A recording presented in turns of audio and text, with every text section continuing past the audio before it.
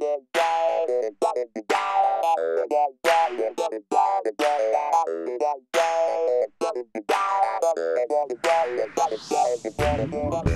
purpose of gathering marketing information is to reduce the inherent risk in marketing decision-making. Information is the fuel which propels marketing decision makers through the strategic planning process for marketing, a process which begins with a SWOT analysis. A good SWOT analysis integrates information from many sources to identify an organization's strengths, weaknesses, opportunities, and threats. Based on an understanding of the problems and opportunities facing the organization, decision makers position and differentiate their products in the marketplace, create marketing programs for existing products along the 4 Ps, and plan for new product initiatives. Fundamental to the success of strategic marketing decisions is accurate, relevant, and timely information. Information for marketing decision-making comes from 2 basic sources: the organization's marketing information system and marketing research. Both sources utilize data that are collected from either secondary or primary sources. A good example of a secondary source of data is census data provided by the U.S. Department of Commerce. Census data is particularly useful to consumer products companies in analyzing consumer markets, since it contains statistical summaries of demographic and socioeconomic data about people and households by geographic area within the U.S.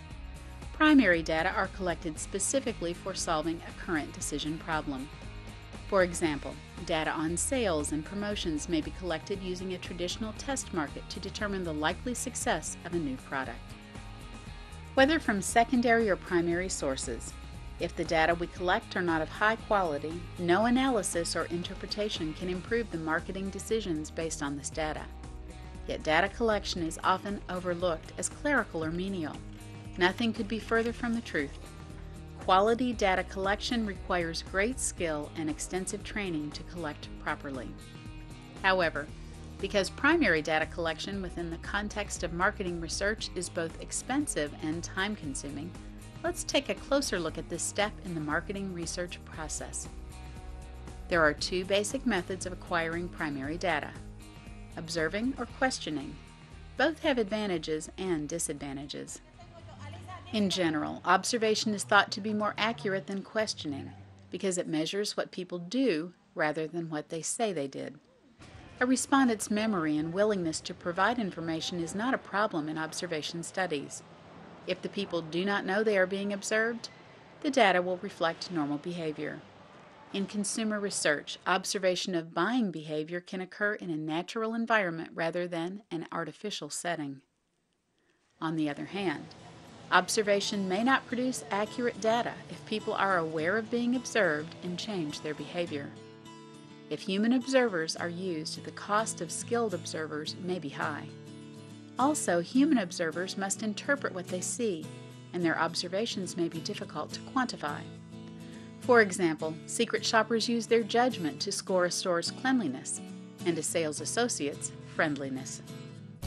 Mechanical observation is less expensive than human observation and can produce a wealth of data.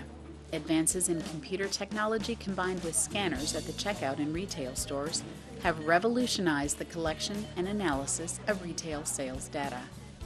The Nielsen Company collects in-store purchase data through its ScanTrack service in more than 4,000 retail stores. They also send human auditors into stores to collect additional information about in-store displays, inventory levels, out-of-stock conditions, and adjacency of competitors. Analysis of the ScanTrack data reveals details about people's shopping behavior like items purchased together, items bought on sale or with coupons, and more. ScanTrack provides manufacturers with market share and sales data which can be analyzed over time to show market trends and broken down by geographic area and type of store to show comparisons. Nielsen also has a panel of shoppers who scan their purchases in their homes using their HomeScan devices. Over 125,000 households participate in the HomeScan consumer panel, and they collectively provide a statistically reliable and representative sample of household purchases in the U.S. HomeScan also collects household data such as age, gender, and income, and can match this data to the purchases captured from the handheld scanners. The advantage of HomeScan is that all purchases made by a household can be scanned, including purchases from outlets that may not have in-store scanners. Once the shopper scans their purchases, the data are transmitted to the Nielsen Data Center.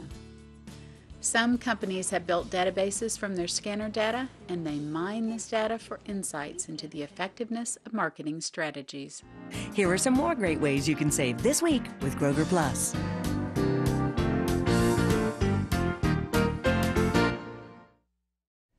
Shopper marketing, or card marketing, was developed long after the science of category management was developed. Category management looked at product behavior. Shopper marketing looked really at customer behavior, at individual shopper behavior. So it was started many years ago to really dig deeper and to understand our customers better. Once we understand how a shopper shops our stores and we begin to understand their motivations, and by the way, we also begin to understand their price sensitivity, we can develop targeted offers. That's the currency of much of our business, is to find promotional ideas, to find coupons that really fit for that particular household.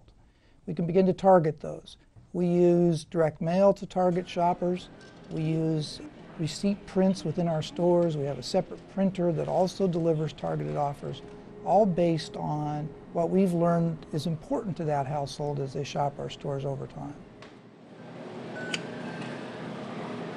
If you have a Plus card or your 123 Rewards MasterCard, welcome, valued customer. Please scan your first item and place it in the bag.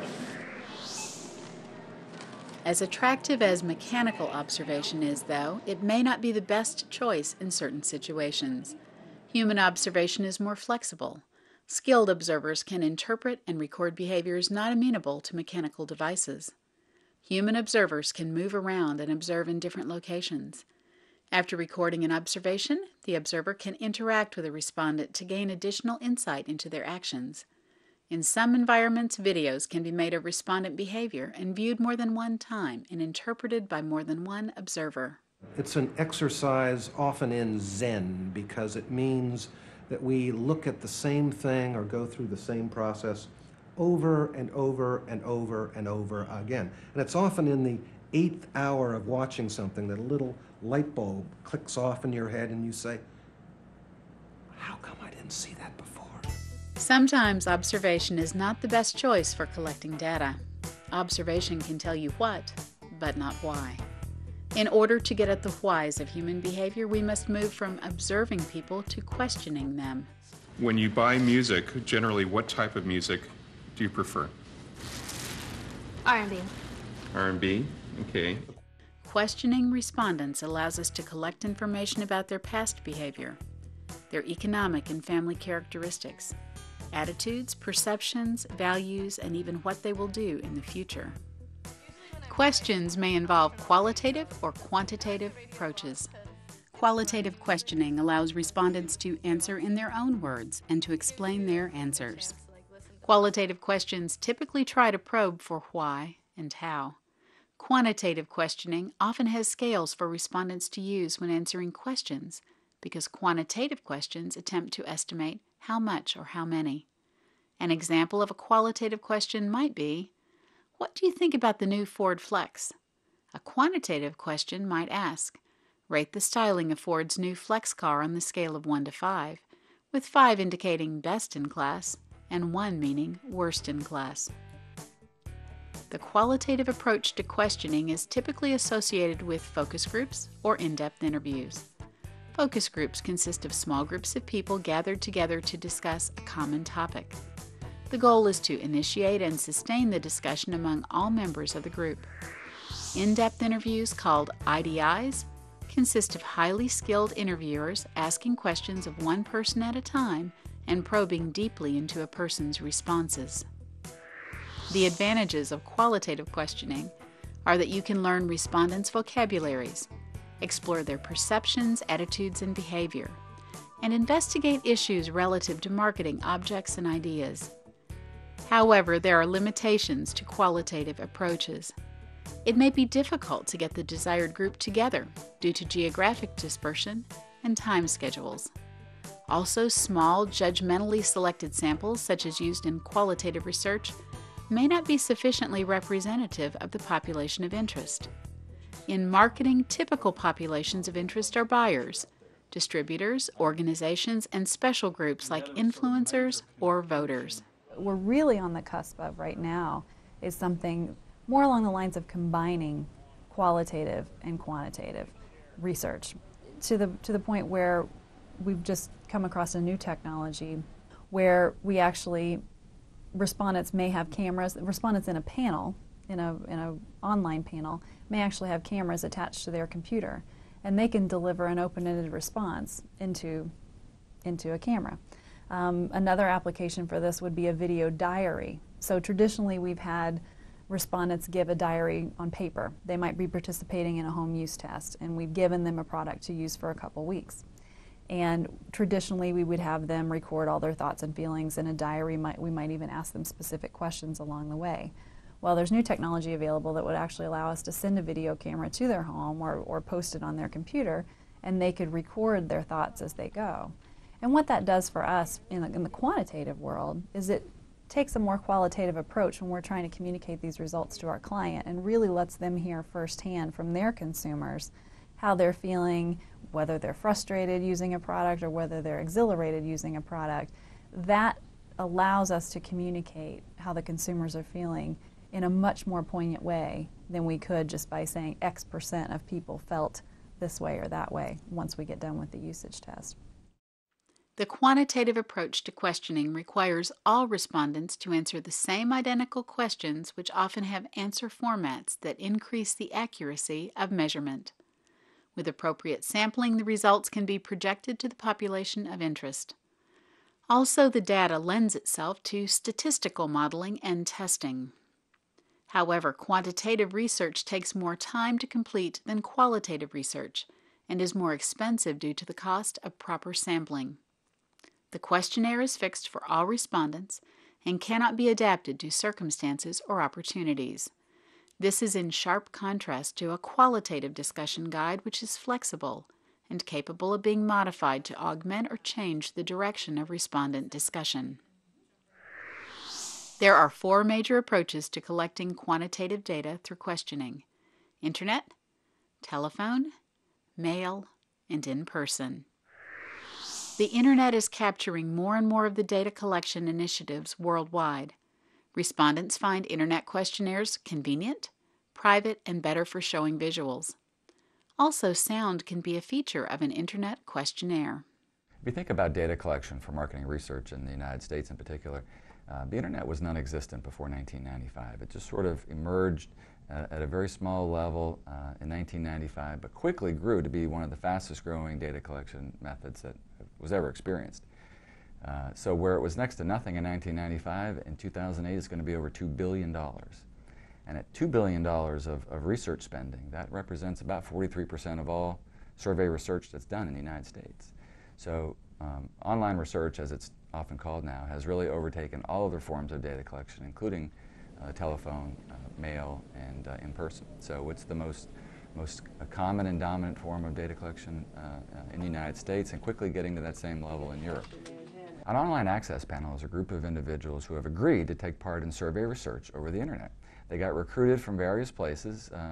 While surfing the Internet, they joined a panel. The panel contacts them on a periodic basis and says, "We have a survey for you, please come take it." And you log on to that, to the website, and you start taking surveys, and in exchange for that you get some form of incentive. It could be online currency such as points or dollars or gift certificates to places like Amazon. The incentive structure for online surveys are varied, but essentially it's a group of people who are willing to take part in surveys on an ongoing basis. Telephone interviews used to be the dominant method of questioning respondents. The telephone allowed wide geographic coverage at a low cost. They were quick, and hard-to-reach respondents could be found by repeated callbacks. Computer-assisted random digit dialing allowed researchers to reach every household with a telephone. In recent years, telephone surveys have declined dramatically for several reasons: do not call lists, telephone answering machines, cell phone-only respondents, and respondent refusals to cooperate. The main advantage of mail surveys is low relative cost. However, the response rate is generally low. To increase the response rate, incentives can be offered. The questionnaire can be designed to be brief and appealing to respondents, and a return envelope with postage must be offered, all of which increases the cost. In addition, there is no control over who actually received the questionnaire and answered it. In-person surveys are often done in central locations such as shopping malls. Personal contact allows screening for the right respondent and increases interview completion rates.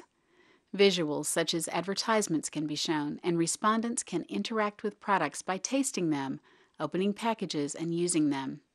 However, in-person interviews are expensive and may introduce interviewer bias, especially when socially sensitive or private issue questions are asked.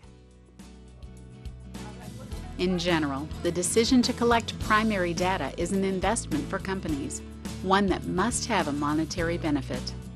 Although difficult to estimate, the monetary benefit of collecting primary data is thought to be a function of cost, accuracy, and relevance to a decision maker. The choice of data collection method and approach will influence the value of information provided to marketing decision makers. Making the right choices for primary data collection is truly a professional activity within marketing research.